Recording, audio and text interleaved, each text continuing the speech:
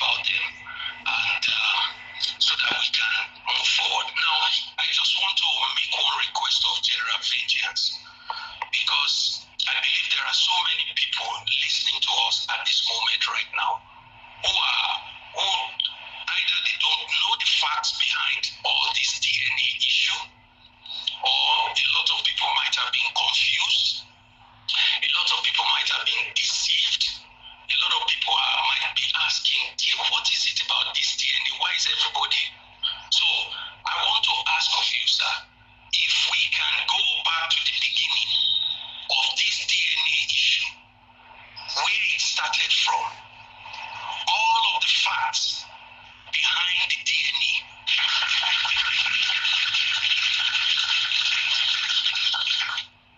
Because sometimes, as we're going on, speaking about the importance of the DNA results, some people, I believe, don't even know why. Because it's been 2 years now. So the tendency is there for persons to probably might have forgotten, or probably they have paid attention to too much lies and manipulation, and they don't even know. So, if I may ask everyone on the panel who wants to contribute, let us leave that issue of critical thinking or the test for now and go back to the facts behind the DNA call. Right from the moment when Mohbad told us a story about Maria be like Marita, I am Joseph, we want to give back to Jesus. Let's start from there. All the way to the court, where the magistrate asked me, how is the relationship between you and your father, your supposed father-in-law? And he told the whole world that the man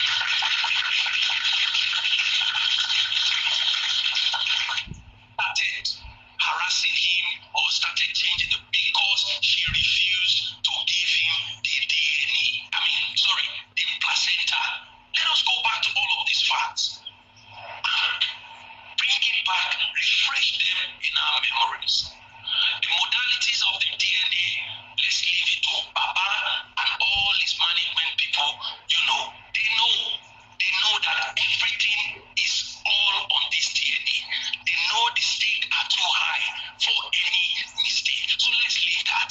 Let's go back to the facts. Let's go back to what led us to the DNA. What turned all our attention to DNA? You understand? So I want to appeal to every one of us as we're speaking.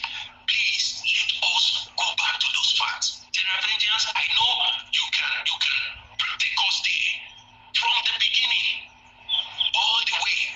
Remind us when the court gave an order or whatever, someone or whatever it is, and Baba was looking for Wunmi all over the place regarding DNA, and Wunmi was nowhere to be found.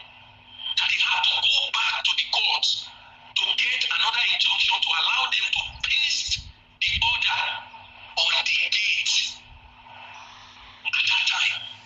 To place it on the gate. So these facts are very, very important. Let's talk about those facts. Right? Let's talk about those facts. Baba knows. His management knows. Even whoever the lawyer is, they know that the result of the DNA is where the whole world is focused on, and it is very, very important. So I don't believe that anybody will make any mistake or whatsoever, because Amagbe Bonny, Akin Bego, we have learned and we know now at this point, everybody knows what they are supposed to do. So we leave it. So General Avenger, I will wrap up by saying this, that please, let's go back to the facts.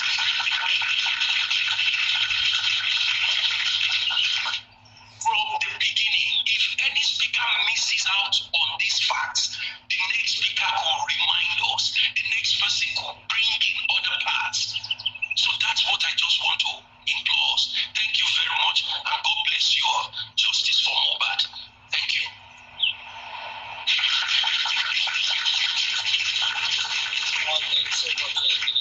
God bless you.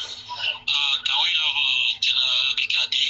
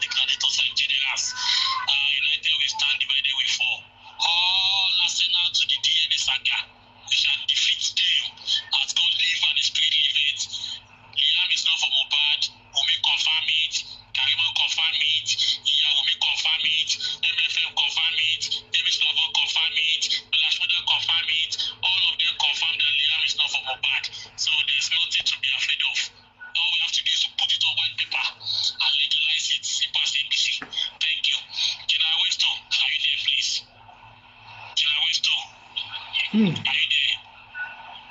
Okay, General West is not there. Ignalito Pasmola, fire on. General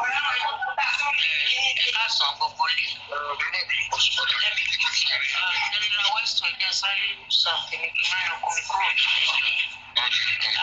want to be with all of us. God is our strength. Sherry, the Kotowa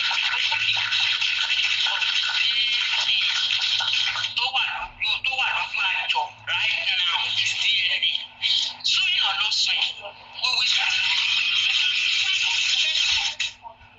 But let us face DNA, distraction of others, one of the things that ọkàn máa ń dùn èmi tó bá jẹ́ ibi tó bá ṣe pé ó ń wá láti we should be spiritually inclined in anything we agree. Ṣé rí ọ̀rọ̀ yìí afẹ́sù àṣù ẹni sùúrù ẹ jẹ́ ká kọ́kọ́ ṣe díẹ̀ ní wa náà ya bàbá àṣù bàbá mọ́ bàbá Wùmí àṣù gbogbo fámìlì ẹ̀ àṣù everybody sùn ìbò la máa sùn ṣùgbọ́n ẹ jẹ́ ká kọ́kọ́ rí àwọn fallen heroes that they were happy jubilating wọ́n ti sọ orí wa Mọ́rádéníkẹ́ tó ń update láàárọ̀ yìí tó ń sọ pé kinní kan ṣe kinní kan ẹ rí i pé àwọn aríjẹ níbi ìbàjẹ́ nírú wọn èmi dárúkọ ẹ yes wá mú mi ìràgbá fún ẹ jerry àti gbọ́n ẹ̀ lè dà wá rú when we wanted to do the toxicology that was they brought up this shenanigans tó ń gbé wá they are bringing it again àgbáwọlé díẹ̀ ní làwọn kọ́ fẹ́ face then ẹjọ́ tabadẹ̀ ti ju òkun fẹ́ràn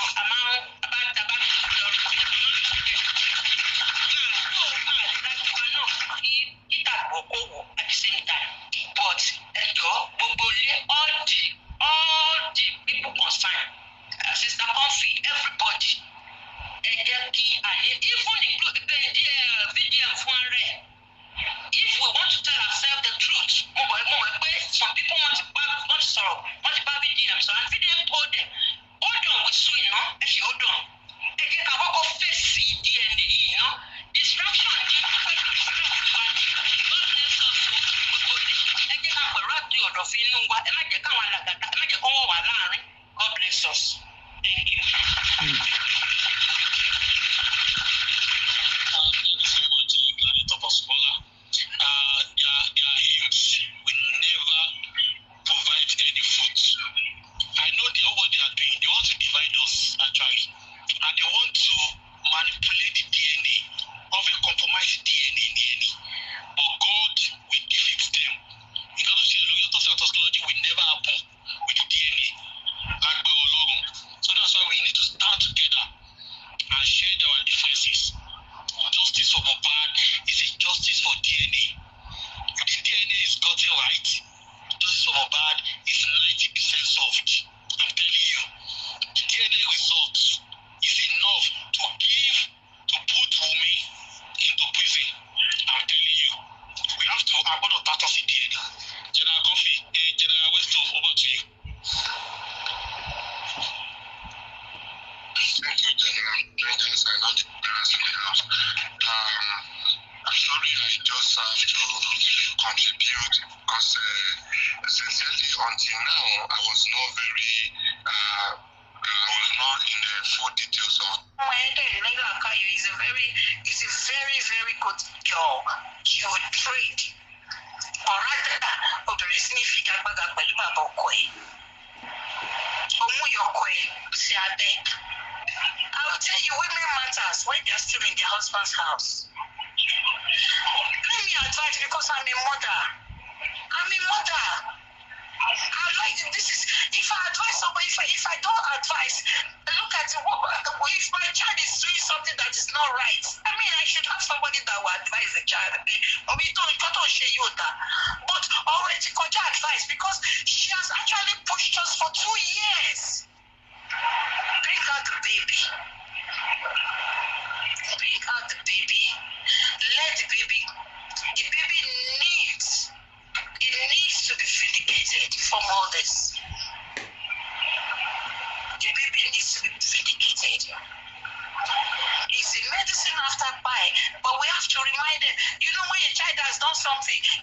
the child. Oh my God, mo sọ fún ẹ gbà yẹn. Oh my God, mo sọ fún ẹ gbà yẹn. Oh my God, mo sọ fún ẹ gbà yẹn. Kó tó di pé wọ́n you now punish the child for the recent one tó ṣe tí ó jẹ́ pé you're done.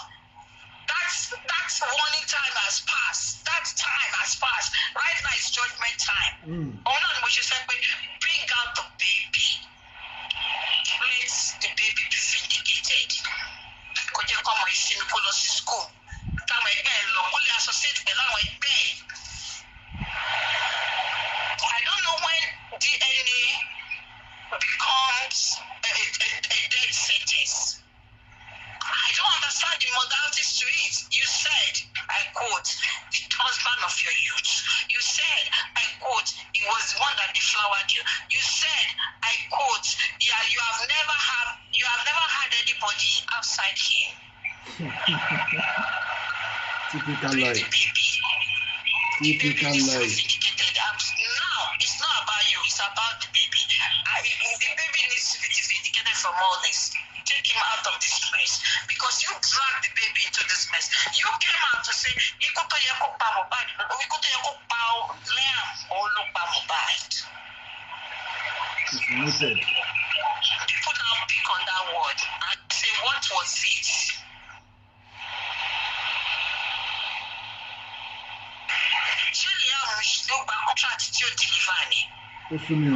Why do you have to use that word?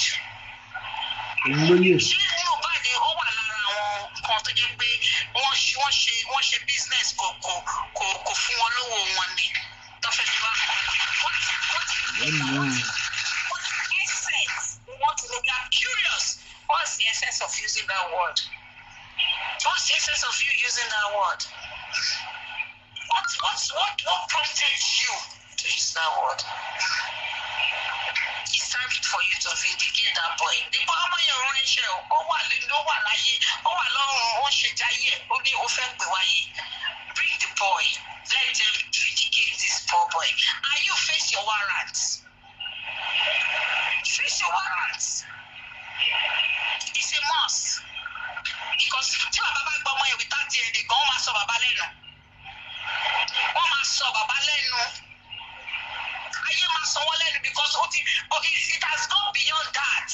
This has gone beyond settling underground. It has gone beyond it.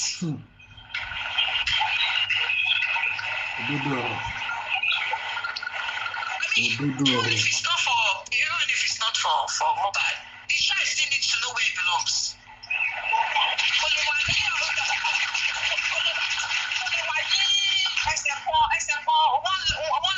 One leg to the right, one leg to the left. Cover that remaining fence. He still needs to know where it belongs.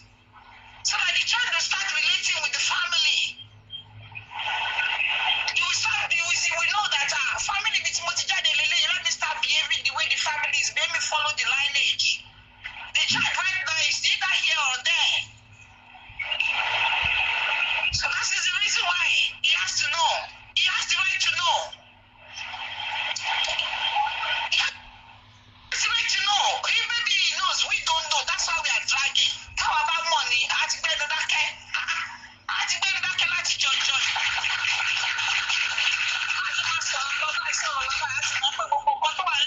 Bàbá o, wọ́n ti kó sí lọ́wọ́ o, ókè o, ẹ do the needful between your family o, àbí eléyìí tó ayé ṣe pé ọmọ òótọ́ ẹ̀ṣẹ̀ bí, ókè kọ́ báyìí ní kọ́ fún o, àti kó bá wọlé, àti ẹ̀ ti mọ̀, kọ́ tó tẹ the buy of Mohbad, àti fojú hàn ta, àti fojú hàn. I just want to say, before I hang my mic again, Wunmi, this is the time for you to vindicate yourself. Àsìkò vindicate Lily.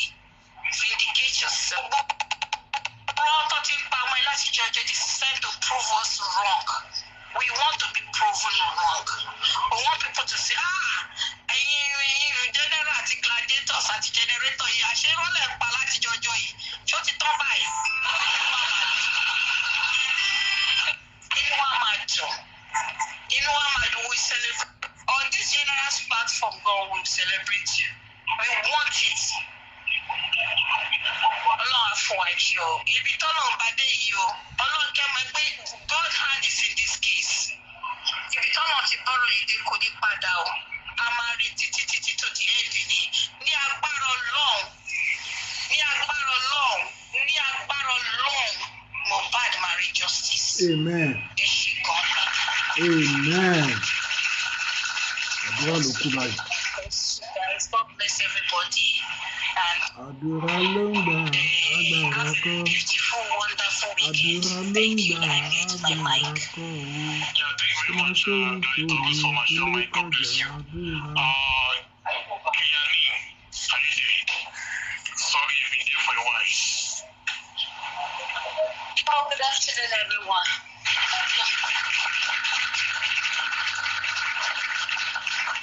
Yeah, thank you so much for having me. Yeah, I just want to say this to us quickly. It's a very crucial time on justice for Mohbad. I understand we have some issues here and there, and I just want to plead with our people. In God's name, can we not discuss these things across our platforms? Because what's happening is we are being streamed, and this time around, they're dragging us along with everything that is happening. It's more like we have been mocked.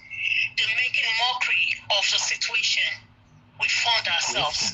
And we must not give them the chance to do this to us. We must resist the devil. We must resist every plan that these people have against us. Please, in God's name, if we can discuss these issues internally, and also it's imperative that we employ, a strategy that's called conflict resolution mechanism. We really need to, take this off the media, go into, our own private place, and the concerned individuals can find, explore options to resolve these things amicably. And I also want to say that it's imperative that we handle this amicably, because I'm thinking about the fact that I don't want any further division, particularly in our camp, because if it becomes Sam for Paul and for Apollo, it could see the death of the justice for Mohbad. If anyone understands what that means, I don't want to go deeper in that because people are streaming us, the enemies are within. So whether or not we would continue with justice for Mohbad, this may be a determinant factor, and we need to be very careful how this is handled. So that's just what I want to put out here. Thank you so much for having me, General. And I've been tagging you to a few comments of mine actually. Please, I want to send you a DM regarding this police officer, if it's okay. Thank you very much. God bless us.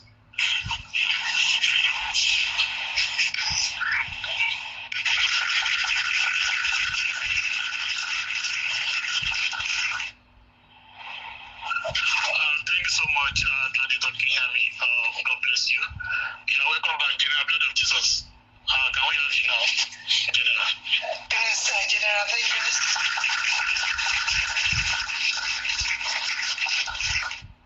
I know the generals, gladiators in the comment section, FIB, good afternoon, good morning, happy weekend to all of us.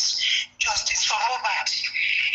General Rangers, mo wá lẹ́ẹ̀kan, but mo rí pé àwọn èèyàn ti sọ̀rọ̀, àwọn èèyàn wá, wọ́n ti sọ̀rọ̀ a lot. Ṣé understand? Ẹ má jẹ́ ká wọlé ṣe àtúwí asán mọ́. Ṣó ti yé yín? Nǹkan tó ṣẹlẹ̀ ni wípé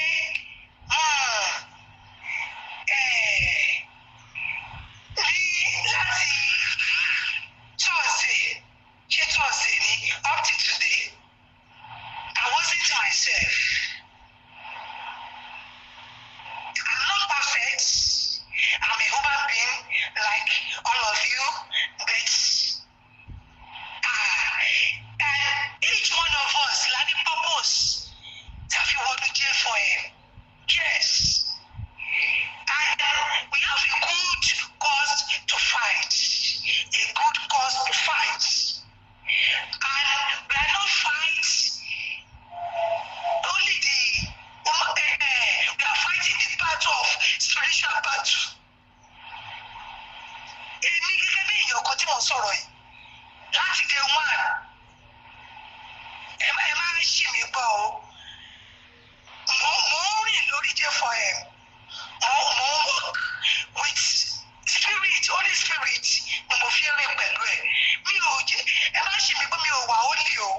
ti sọ̀rọ̀ ẹ̀kọ́ kábọ̀. Oníkàkùn ló ní purpose tọ́lọ́run ṣe ẹlòmíì torí pé ó lè sọ̀rọ̀ boldly lọ́lọ́run ṣe fi sínú jẹ́ for him. Bẹ́ẹ̀ni. I'm a little word of talking. Mi ò good nínú ọ̀rọ̀ sísọ. But I can fight in spirit. Ṣé ti yẹ yín? Day before yesterday, tí gbogbo àwọn kìíní yẹn tí ọkọ̀ àfọ̀sí wípé orúkọ bẹ́ẹ̀ máa ṣẹlẹ̀. Torí pé ẹ má jẹ́ tàn yín. Kò sí èèyàn nínú gbogbo wa tí ò dáa. Gbogbo wa ni gbogbo wa la ṣiṣẹ́, kò sẹ́ni tí ò ṣiṣẹ́. Báwa. Kò sí òsì tí ò ṣiṣẹ́, kò sí generals tí ò ṣiṣẹ́, even the commenters kò sí ẹni tí ò ṣiṣẹ́. Mo credit every one of us because kì í ṣe ẹ̀jẹ̀ àti ẹran ara là ń bá jàjà yìí. Àwọn aláṣẹ, àwọn ọba, àwọn ìjòyè, àwọn agbára ẹ̀mí búburú ojú ọ̀run. Ephesians 6:12 òun ló sọ bẹ́ẹ̀. Àwọn tó lágbára nínú ìjọba òkùnkùn àwọn là ń bá jíjà ọ̀kadì. Mo sọ mi orí platform tí mo gbé sọ̀rọ̀ yìí. Mo dúpẹ́ pé mo ní respect ọkọ wọ́n tún sọ̀rọ̀ yẹn. Ìpè láti ìbẹ̀rẹ̀ nǹkan tẹ̀mí kankan rí nǹkan tí mo sọ. Okay now. Àwọn òde máa ń bèrè ibù tí mo bá rí nǹkan tó bá rú mi lójú lórí J4M yìí. Mo máa lọ bá àwọn wòlíì wa, mo máa ń bèrè. Yorùbá sọ pé ẹni tó bá bèrè ọ̀nà kò kì í ṣìnà. Bẹ́ẹ̀ni, kò í ṣìnà. Mi ò mọ Mohbad rí, mi ò bá bàbá sọ̀rọ̀, ìyẹn kọ́ ni mo fẹ́ ṣe, ṣùgbọ́n mo fẹ́ kí gbogbo ẹ̀ ó wà successful ní nǹkan tí èmi dúró fún. Mi ò mọ ọ̀dọ̀ Sàǹgbẹ́tọ́ tí mo lè lọ, bẹ́ẹ̀ mo lè lọ síwájú pẹpẹ Olódùmarè láti gbàdúrà. Àpè olórúkọ Jésù. Báwo sọ pé walk and pray. Bí ọba ti ń gbàdúrà, ṣọ́sí kí ọdẹ máa fi iṣẹ́ bí ọba ṣe kí ọba fi iṣẹ́ sí pé bí màá ṣe máa sọ pé bí àwọn tó wà ní critical thinkers bí wọ́n ṣe ṣiṣẹ́ then àwa máa fi prayer a máa fi back up nǹkan tí mo mí nìyẹn. Ṣó ti yẹ yín mọ̀ wípé láti dé wọ́n tí ọ̀rọ̀ DNA ti wà lẹ̀ ṣé bàbá wọ́n mọ̀ ṣe iṣẹ́ pé wọ́n mọ̀ bá kì í ṣe rí result tó jẹ́ ti autopsy àti toxicology ló gbé fún wa. Wọ́n dẹ̀ ti mọ̀ wípé bí ó ní ìwé ìtàlẹ̀ ti pé kọ́ńkà wọn ní DNA. Everybody ló mọ̀ yín. Thank you my daddy. Ẹ má jẹ́ tàn yín. Mo fi ìyọ́nú Ọlọ́run Olódùmarè, Ọlọ́run tó ní ayé àti ọ̀run, mo fi bẹ̀ everybody. Ẹ̀yin màámi, ẹ̀yin bàbá mi. Kò sí nǹkan tí mo wá ṣe lọ́sàn-án ju pé mo wá bẹ̀ everybody ni. Ká ní mo lè ṣí kámẹ́rà ni, màá ṣí kámẹ́rà. Wàhálà ìtàlẹ̀ mi ìṣeré. Ọ̀tá mi mo mọ bí tí mo ti lose nínú sísítẹ́ẹ̀mù mi. Lẹ́nu Thursday up to today. Láti Thursday yẹn tí gbogbo kíní ẹ̀ ti ṣẹlẹ̀. Looking for a great car insurance deal. Gbogbo igi tó ń wò mí ọ̀rọ̀ lẹ gbọ́ yẹn. Ẹ má bínú pé mi ò ní much láti sọ. Mi ò fẹ́ dẹ̀yàn lólùfẹ́ mi lágara. Òun ni mo ṣe go straight to the point. Mo dẹ̀ rí pé gbogbo ala ti gbọ́. Ẹ jọ̀ọ́ ẹ bá mi share fídíò yìí. Kẹ́dẹ̀ bá mi subscribe sí Ẹlẹ́ẹ̀lẹ́ Global TV. Fáyìn tó yẹ pé ìgbà àkọ́kọ́ lélẹ̀ tẹ́ ẹ kọ́ máa kọ́ sí péjì. Ẹ jọ̀ọ́ ṣá máa rí justice ṣá. Ṣé DNA yẹn máa di ṣíṣe? Mo doubt. Níbi tọ́rọ̀ ìgbé ń lọ yìí, mo doubt. Ẹ̀yin náà ẹ fi ọkàn yín hàn lábẹ́ comment section. Kí lẹ̀yin rò sí? Kí lẹ rò kó máa ṣẹlẹ̀ lórí ọ̀rọ̀ justice? And kí lẹ dẹ̀ rò kó máa ṣẹlẹ̀ lórí ọ̀rọ̀ DNA mo tún padà bọ̀ ẹ fi ọkàn yẹn hàn lábẹ́ comment section kẹ́ẹ̀dẹ̀ bá mi share fídíò yìí kẹ́ẹ̀dẹ̀ subscribe sí Ẹlẹ́yẹlé Global TV ire o.